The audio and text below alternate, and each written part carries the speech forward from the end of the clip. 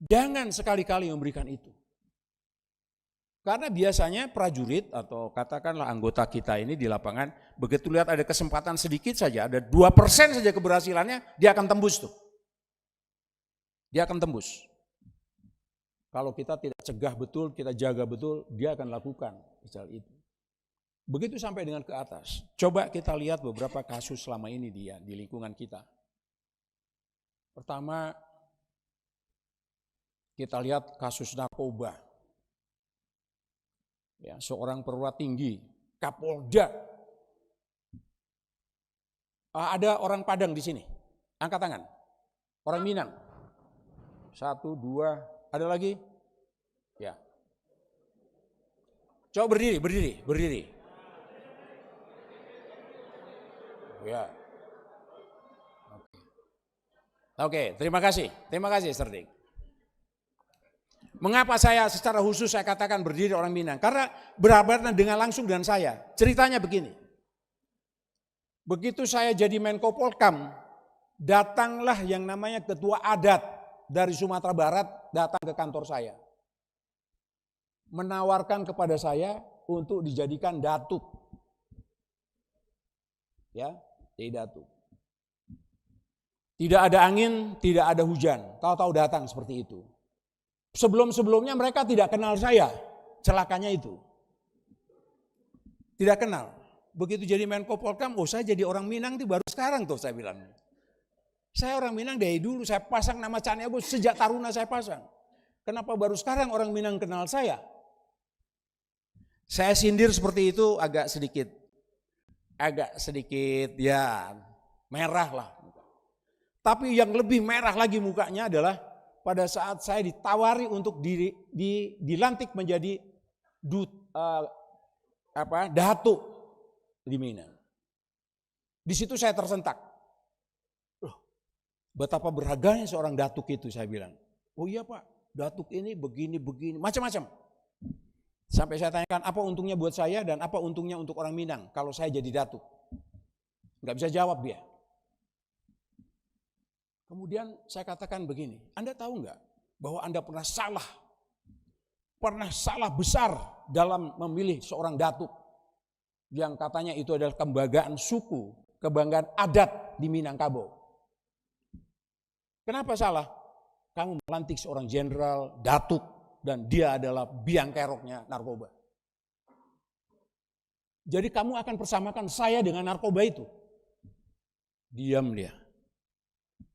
Justru saya tanya sama Anda, gimana ceritanya Anda bisa melantik seseorang tanpa Anda tahu latar belakangnya, dia dilantik menjadi datuk. Datuk adalah jabatan kehormatan dalam adat di Minangkabau.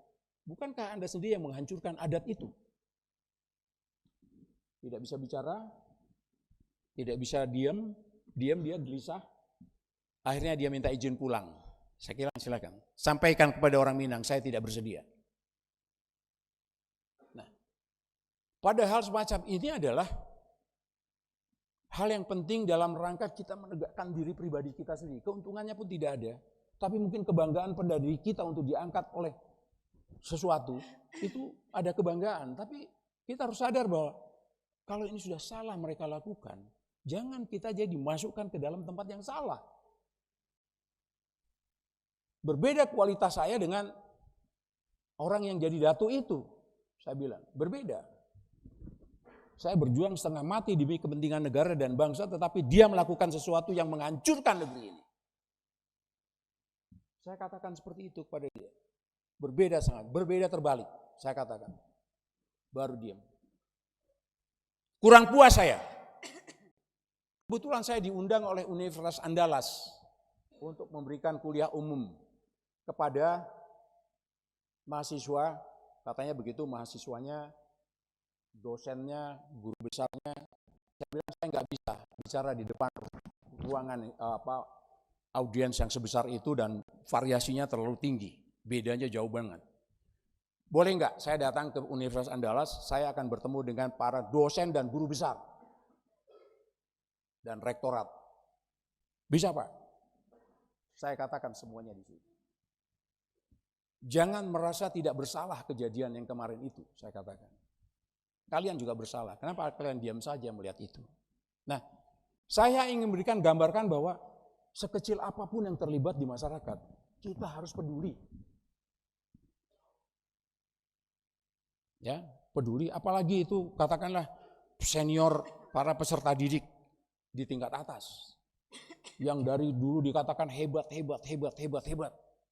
Lupa kita. Ada yang hebat keterlaluan itu memang kita harus curiga. Ada yang hebat mencuat seperti bintang, lari ke atas seperti meteor itu. Enggak. Saya kira tumbuhnya orang dengan baik adalah secara bertahap, maju baru, ada pentahapan begitu. Kalian nanti akan menjadi penentu di dalam menentukan karier seorang perwira, atur itu dengan bagus. Kalau itu tidak dilakukan, maka terjadi orang ini alasan apa orang ini bisa naik? Alasan apa dia punya prestasi baik? Ini kasusnya bukan hanya di kepolisian loh ya. Di TNI pun terjadi ini. Sama. Apalagi terus di bawah muncul lagi ada Kapolres lagi. Saya titip betul pada hal seperti ini adalah, ingat, rakyat kita bukan rakyat-rakyat yang sedang kaya, tidak. Sedang susah. Sementara kita bersama-sama dengan mereka, tetapi kita tidak memperhatikan hal itu.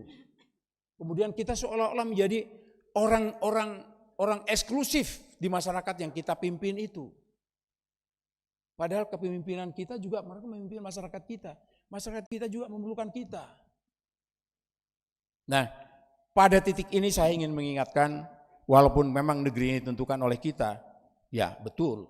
Tapi kita harus betul-betul dekat dengan masyarakat kita. Para pimpinan juga tidak boleh jauh dengan atasannya. Atasan juga tidak boleh jauh dengan bawahannya. Saya ambil contoh. Saya rasanya mungkin saya adalah salah satu perwira yang dibesar di lapangan pertempuran. Ya, di antara sekian banyak itu mungkin saya termasuk kelompok yang terlalu sering berada di medan pertempuran. Anak buah itu tidak minta banyak pada kita. Ingat itu, anak buah kita tidak minta banyak pada kita. Hanya sekedar ditepuk punggungnya saja, bahunya, gimana keluargamu sehat? Saya dengar anakmu sakit kemarin. Itu saja dia sudah mau, mati dia melaksanakan perintah kita. Sentuhan-sentuhan semacam ini harus dipegang oleh seorang pemimpin. Saya tidak mengajarkan soal kepemimpinan yang sangat umum itu. Silakan itu pegang, tapi ada hal-hal yang harus diperhatikan seperti ini. Jadikan satu, jangan terlalu banyak nasihat kepada para prajurit kita. Jangan terlalu sehat kepada bawahan kita. Berikan contoh.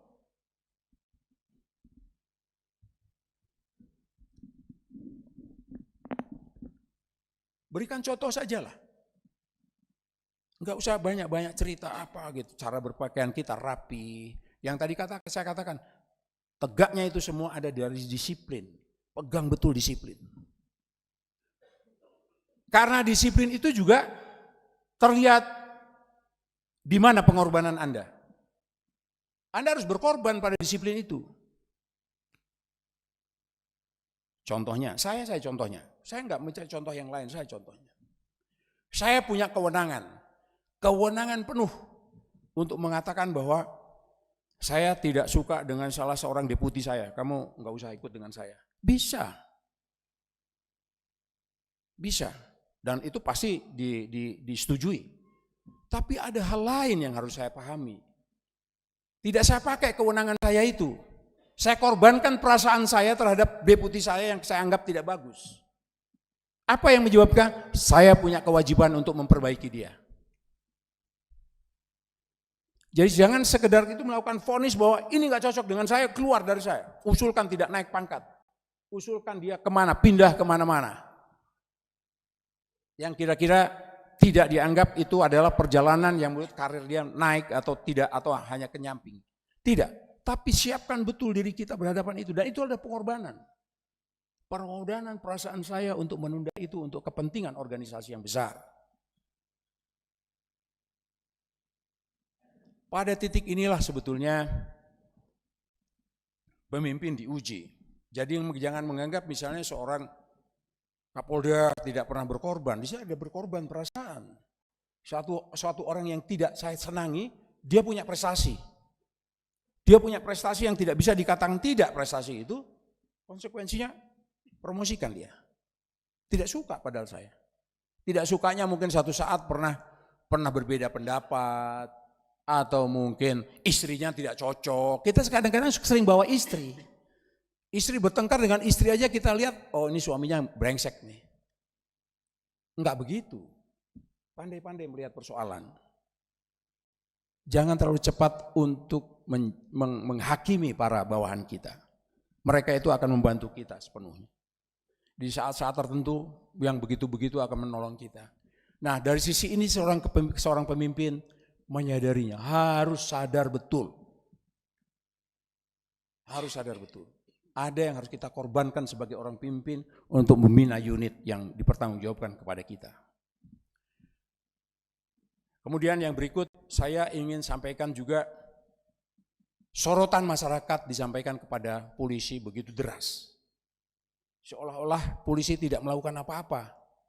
Padahal kita sudah banting tulang, kerja siang malam, kita lihat kepolisian, anggota polisi yang bekerja di pinggir jalan. Hari raya orang cuti, kita tidak pernah mengenal cuti lebaran. Ya. Itu tidak dilihat oleh mereka. Mereka melihatnya ada pada sisi itu. Untuk itu maka saya ingatkan, tidak perlu kita kecewa dengan anggapan masyarakat seperti itu. Kita perbaiki terus-menerus, kekurangan-kekurangan kita penuhi semua, bahwa nanti mereka menilai seperti itu, enggak apa-apa, silahkan lanjutkan. Saya punya cerita. Cerita ini, ada orang Aceh di sini kah? Angkat tangan. 2. Ya, terima kasih. Tapi ini kejadian bukan di Aceh ini. Begini, satu saat saya bertugas di satu tempat, kemudian pos saya masih berpangkat kapten saat itu, saya komandan kompi. Kemudian pos saya banyak, salah satunya tempatnya di tempat saya itu. Kebetulan saya ada di pos saya di pinggir kampung, ya di kampung. Kemudian di sekitar kampung itu kita cek, kita coba lihat, ada seorang ibu tua, janda, yang dia memang hidupnya susah sekali. Hanya hidup dari bantuan para tetangga. Dia hidup dengan seorang cucunya, masih berumur belasan tahun lah begitu. Dan ini juga tidak juga sekolah cucunya. Tidak tahu terfikir oleh apa-apa, ini si ibu ini, dia menulis surat kepada saya, kepada komandan pos. Kirimkan surat ini kepada pos itu. Kemudian saya juga tidak bisa membaca.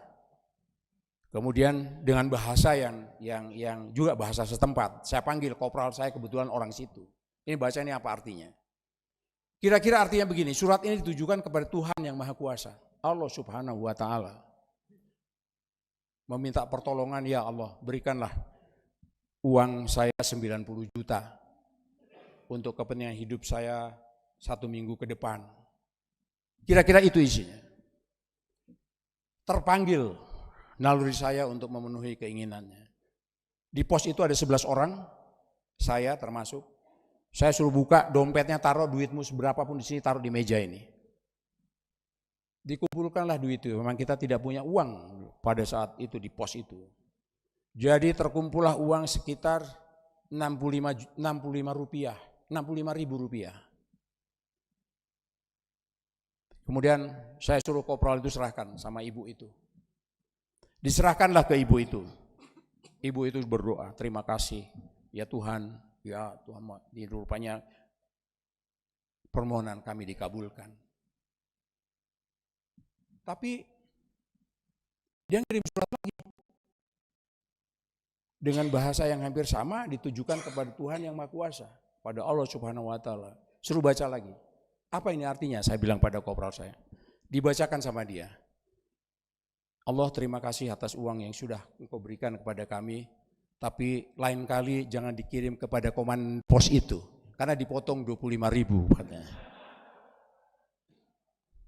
Ya, itu menggambarkan bahwa sebaik apapun yang kita lakukan, secukup apapun yang kita berikan kepada masyarakat kita, selalu kurang. Dan dianggap kita bersalah. Jangan lengah, jangan lelah. Jangan kecewa dengan itu. Ingat, masyarakat kita selalu ekspektasinya lebih tinggi. Dikasih 10 pun dia minta jadi 11. Dikasih 11 dia minta 12. Padahal sebetulnya dia sudah cukup dengan 11. Nah, ini jangan menurunkan semangat kita untuk tetap mengabdi kepada bangsa ini. Jangan sekali-kali itu. Ya, jangan sekali-kali bahwa ini enggak betul ini. Saya sudah bekerja setengah mati, saya kok sepertinya tidak dapat penghargaan. Berbuat baik bukan ukuran manusiawi. Itu ukuran manusia dengan Yang Maha Kuasa. Berbuat baiklah kita semua.